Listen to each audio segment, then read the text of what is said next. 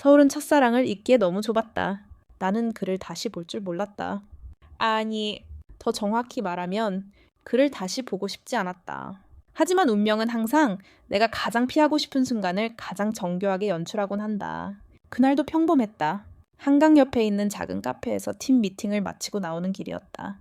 3월 말이라 그런지 공기는 아직 쌀쌀했지만 봄꽃은 눈치 없이 벌써 피어 있었다. 지현 씨, 이번 프로젝트는 진짜 기대돼요. 팀장님도 엄청 좋아하시더라고요. 후배 민지가 옆에서 웃으며 말했다. 나는 고개를 끄덕이며 애써 웃었다. 응, 고생 많았어. 오늘은 일찍 들어가.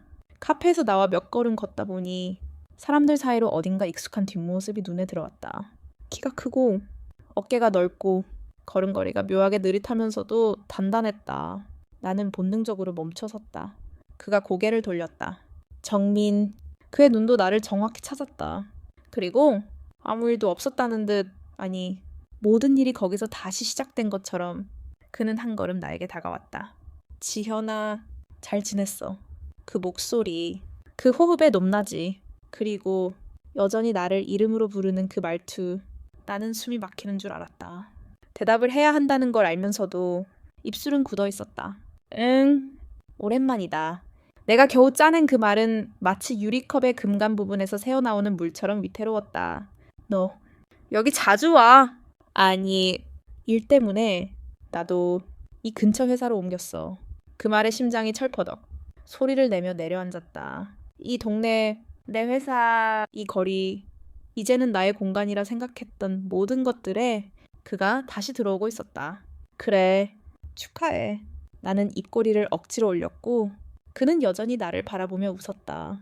그 웃음이 참 얄미웠다. 지금은 괜찮아. 무슨 의미인지 알았다.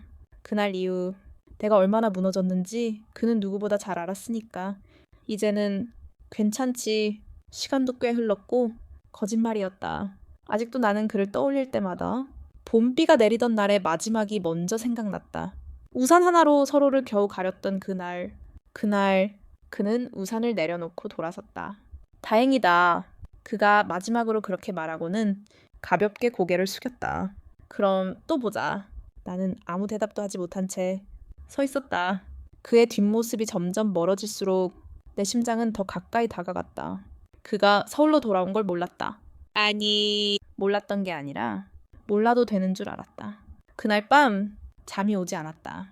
분명히 피곤한 하루였는데도 눈만 감으면 정민의 눈빛이 떠올랐다. 그 눈빛은 예전과 달랐다. 조금은 조심스러웠고 어쩐지 미안해 보였다. 하지만 그게 더 나를 무너뜨렸다. 내가 그렇게 힘들어할 때 그는 아무 말 없이 떠났다. 그런 사람이 이제 와서 미안한 눈을 한다고 해서 내가 괜찮아질 리 없었다. 또 모자라니 그 말이 뇌리에 계속 맴돌았다. 그건 약속이었을까? 예의였을까? 아니면 그냥 습관이었을까? 나는 창문을 열고 커튼을 살짝 걷었다. 봄밤의 서울은 항상 불안정하다. 낮은 따스하다가도 밤엔 겨울처럼 차다. 그래서일까?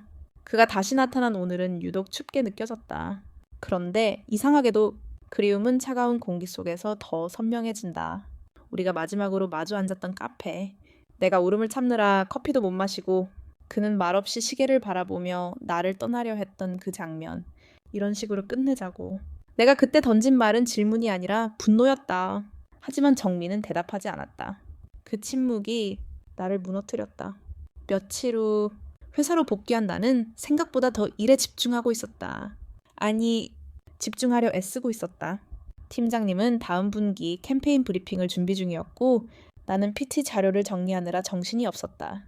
그렇게 머릿속에서 정민을 밀어내고 있는 찰나 회사 단체 채팅방에 메시지가 하나 떴다. 마케팅팀 공지, 이번 분기 공동 캠페인 미팅, D&I 컨설팅 팀, 정민 대리님 합류. 숨이 멎을 뻔했다. 내가 지금 제대로 본 게 맞나? 정민 대리, 지현 선배. 이거 정민 대리님이 그 정민 선배 맞아요. 민지가 나보다 먼저 반응했다. 글쎄, 모르겠네. 나는 아무렇지 않은 척 답했지만 손끝이 떨렸다. 이건 서울이 좁은 문제가 아니었다. 이건 우리 둘 사이에 아직 아무것도 끝난 게 없다는 증거였다. 회의실 문이 열리고 그가 들어왔다. 블랙 셔츠에 슬랙스를 입은 그는 여전히 단정했고 어딘가 냉정해 보였다. 안녕하세요. D&I 컨설팅팀 정민입니다. 잘 부탁드립니다. 회의실 안이 정적에 잠긴 순간 그의 눈이 내 쪽을 잠깐 스쳤다. 그리고 아무렇지 않게 지나쳤다. 그 순간 나는 기분이 이상했다. 왜 이렇게 익숙한 사람인데 모르는 사람처럼 느껴질까? 왜 가슴이 이렇게 아플까? 프로젝트는 생각보다 가까운 협업이 필요했다. 나는 팀장과 함께 전략 기획을 맡았고 정민은 데이터 분석과 브랜드 메시징을 담당했다. 자연스레 우리는 자주 만나게 됐다. 이 표현 조금 부드럽게 바꾸는 게 나을 것 같아요. 지현 씨 스타일이랑은 좀 결이 다른 것 같아서 그가 말할 때마다 이름을 부를 때마다 그 목소리에서 나는 도망칠 수 없었다. 그래요. 수정하죠? 나는 최대한 감정을 지으며 대답했다. 하지만 속에서는 파도가 치고 있었다. 이건 일이다. 나는 전문성을 지켜야 한다. 그가 어떤 사람이었든 지금은 그냥 협업자일 뿐이다. 그런데도 그의 손끝에 닿은 종이 그가 무심히 마시는 커피잔, 그의 목소리 톤 하나하나가 자꾸 예전의 우리를 소환했다. 어느 날 야근을 마치고 사무실 불을 끄려던 참이었다. 지현아. 그가 내 이름을 다시 불렀다. 회의실이 아니라, 복도가 아니라 이 조용한 저녁 사무실에서 나는 고개를 들 수 없었다. 그때 아무 말 없이 떠나서 미안했어. 나는 심장이 얼어붙는 줄 알았다. 그 말을 왜 지금 하는 거야? 그건 이 프로젝트랑은 상관없어요. 나는 최대한 무심하게 말했다. 상관없지. 근데 너한텐 필요할 것 같아서. 그의 말투는 여전히 조용했다. 하지만 이번엔 진심이 담겨 있었다. 그걸 나는 느껴버렸다. 이제 와서 미안하면 뭐가 달라지는데 내가 물었다. 그는 잠시 멈췄다. 그리고 대답했다. 아무것도 그냥 내 마음이 그랬다는 걸 말하고 싶었어. 그 순간 내 눈앞이 흐려졌다. 눈물이 아니라 오래 참고 있던 감정들이 한꺼번에 밀려들어온 탓이었다. 정민은 다가오지 않았다. 그는 항상 그랬다. 조심스러웠고 무책임했고 그리고 진심이었다. 그날 이후로 나는 이상하게 평온해졌다. 그의 미안하다는 말 한마디가 마치 얼어붙은 마음 한쪽을 조용히 녹여내는 것 같았다. 그렇다고 해서 그를 용서한 건 아니었다. 그냥 이제는 그를 원망하지 않아도 될 것 같았다. 그 후로도 우리는 함께 일했다. 회의도 했고 점심도 몇 번 같이 먹었다. 그는 늘 조심스러웠다. 내 눈치를 받고 거리를 유지했다. 그게 오히려 나를 더 불편하게 만들었다. 그렇게 안 해도 돼. 어느 날 내가 먼저 말을 꺼냈다. 뭘 그렇게 조심할 필요 없어. 나 이제 괜찮아. 그는 잠시 나를 바라보더니 고개를 끄덕였다. 알겠어. 그럼 나도 편하게 대할게. 그 말에 괜히 웃음이 났다. 그건 또 싫은데 정민은 눈을 동그랗게 떴고 나도 모르게 웃음을 터뜨렸다. 우리는 그렇게 다시 말할 수 있게 됐다. 그리고 어느 금요일 저녁 회식을 마친 뒤 정민이 나를 데려다줬다. 택시를 타고 함께 집 근처까지 왔을 때 나는 차에서 내리기 직전 그를 바라봤다. 오늘따라 말이 없네. 그는 조용히 웃으며 창밖을 봤다. 그냥 이 거리가 낯익어서? 우리 예전에 여기 자주 왔잖아. 응. 네가 좋아했던 떡볶이집도 아직 있어. 그럼 바뀐 게 하나도 없어. 근데 너는 좀 달라졌더라. 나는 그 말을 듣고 가슴 한쪽이 찌릿해졌다. 좋은 쪽으로 말이지. 그는 천천히 고개를 끄덕였다. 응! 더 단단해졌어. 예전엔 쉽게 흔들리던 너였는데 지금은 중심이 있어 보여. 나는 그 말에 한동안 아무 말도 하지 못했다. 그가 떠났던 이유를 그제야 조금 알 것 같았다. 그때 나는 너무 그에게 기대고 있었던 걸지도 모른다. 그리고 그 역시 나를 지켜줄 자신이 없었을지도. 며칠 후 프로젝트가 마무리되고 우리는 마지막 발표를 앞두고 있었다. 나는 PPT 파일을 열어 정민이 정리해놓은 슬라이드를 살펴보며 마지막 문구에서 눈이 멈췄다. 기억은 사라져도 진심은 남는다. 나는 천천히 그 문장을 따라 읽었다. 그게 나에게 하는 말인지 스스로에게 하는 말인지 모르겠지만 이상하게 가슴이 따뜻해졌다. 이 문장 너지? 회의실에서 나란히 앉아 슬라이드를 보던 내가 물었다. 정민은 조용히 고개를 끄덕였다. 혹시 부담됐다면 바꿀게. 아니, 그냥 잘 어울려서. 우리는 그 문장을 함께 바라봤다. 그건 광고 문구가 아니었다. 그건 그가 전하고 싶은 마음 그 자체였다. 그리고 프로젝트가 끝나던 날 우리 팀은 소규모 회식을 했고 사람들은 하나둘씩 자리를 떴다. 남은 건 나와 정민뿐.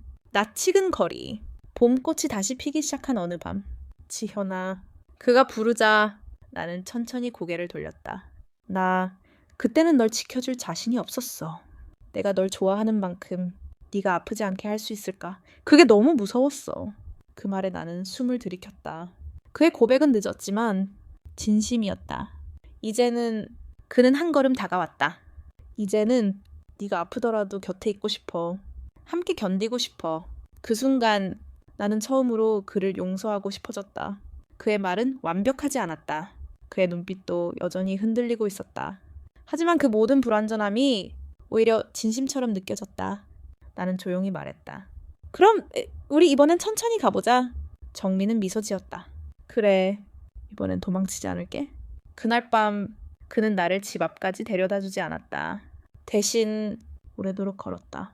서로의 속도를 맞추며 익숙하지만 낯선 거리 위를. 서울은 여전히 복잡하고 시끄러웠지만 그날따라 참 조용했다. 마치 두 사람만 알고 있는 오래된 비밀처럼. 며칠 후 봄비가 내렸다. 조용하고 얇고 말없이 마음을 적시는 그런 비였다. 나는 회사에서 우산을 두고 나왔고 퇴근길에 편의점에서 비닐 우산 하나를 샀다. 그런데 문을 나서자마자 거기 서 있었다. 정민. 그는 우산을 들고 나를 기다리고 있었다. 말 없이 다만 나에게 우산을 내밀며 말했다. 이번엔 내가 들게. 그 말에 나는 웃을 뻔했다. 기억났다. 우리가 처음 함께 우산을 썼던 날도 봄비였다. 그때는 키 차이가 애매해서 우산이 기울어졌고 내 어깨가 젖었는데도 나는 내내 웃고 있었다. 그가 어색하게 내 어깨 쪽으로 우산을 기울였고 난 괜히 그게 귀여워서. 이제는 어른이 된 우리지만 그 순간만큼은 다시 그때로 돌아간 것 같았다. 괜찮아. 나 우산 있어. 나는 손에 든 비닐 우산을 흔들었지만 그는 고개를 저었다. 그거 너 싫어하잖아. 손 시렸고 바람 불면 뒤집히고. 내가 말도 꺼내기 전에 기억해주는 사람이 있었다. 그게 얼마나 따뜻한 일인지 그제야 알았다. 그래, 그럼 같이 가자. 우리는 같은 우산 아래서 걸었다. 처음 만났던 때처럼 아무 말 없이. 하지만 말하지 않아도 알 수 있었다. 지금 이 침묵은 어색함이 아니라 안도감이었다. 며칠 뒤 정민은 나에게 전시회를 보러 가자고 했다. 회사 근처 갤러리에서 작은 일러스트 작가의 개인전이 열리고 있었다. 이 작가 좋아했지. 내 책상에 엽서 붙여놨던데 그가 그렇게 말했을 때 나는 다시 놀랐다. 언제 그런 걸 봤지? 나는 그걸 아무 생각 없이 붙여놓은 지 오래됐는데 잘 기억하네. 넌 감정이 그림에 먼저 반응하는 사람이니까. 그 작가 스타일이랑 잘 맞더라. 그 말을 듣고 나는 오래 잊고 있던 나를 떠올렸다. 누군가가 나를 이렇게 세심하게 기억해준 건 참 오랜만이었다. 회사에서는 늘 일 잘하는 김지현 대리로만 불렸고 집에서는 혼자서 조용히 라면을 끓여 먹는 날이 많았으니까. 갤러리의 조용한 조명 아래 우리는 나란히 그림을 보며 걷고 있었다. 작은 화폭에 담긴 사랑, 그리움, 상실, 그리고 기다림. 이 그림 너 같다. 정민이 어느 한 작품 앞에서 말했다. 노란 우산을 쓴 여자가 비 오는 거리에서 홀로 서 있는 그림이었다. 눈이 보이지 않도록 그려졌지만 어딘지 울고 있는 듯한 뒷모습. 왜 나 같아. 세상은 바쁘게 지나가는데 혼자 천천히 있는 사람 같아서. 근데 그런 네가 이제 조금씩 다시 걸어가고 있는 것 같아서. 그의 말에 나는 그림보다 그를 더 오래 바라보았다. 이제야 알 것 같았다. 그는 나를 떠났던 사람이 아니라 내가 무너져도 다시 일어설 수 있길 바랐던 사람이었다는 걸. 봄이 깊어가던 어느 날 그는 내게 작은 편지를 줬다. 정식으로 고백한다거나 다시 시작하자거나 하는 말은 없었다. 그저 이런 글이었다. 지현아, 다시 너를 좋아하게 된 게 아니라 한 번도 멈춘 적 없었다는 걸 이제야 알았어. 너를 그리워했던 내 시간이 괜찮은 시간이었다는 걸. 네가 웃는 걸 다시 볼 수 있게 해줘서 고마워. 나는 그 편지를 10번은 넘게 읽었다. 출근 전에도, 지하철 안에서도, 밤에 불 끄고 누운 후에도. 그의 감정은 더 이상 급하지 않았고 나는 이제 그걸 천천히 받아들일 수 있을 만큼 강해져 있었다. 처음으로 정민에게 전화를 걸었다. 전화 너머로 그의 목소리가 들리자마자 나는 말했다. 다음 주에 비 온대. 그는 웃었다. 그래, 그럼 또 같이 걸을래. 나는 웃으며 대답했다. 이번엔 내가 우산 들게. 그렇게 우리는 다시 시작하지 않았다. 우리는 계속 이어졌다. 그 시간이 어떻게 불렸든 어떤 형태로든 어쩌면 이름보다 더 단단한 감정이 있다는 걸 오랜 시간 돌아서야 알 수 있었던 것처럼 봄비가 다시 내리는 서울에서 나는 그를 향해 천천히 걸어가고 있다. 그리고 이번엔 멈추지 않을 생각이다.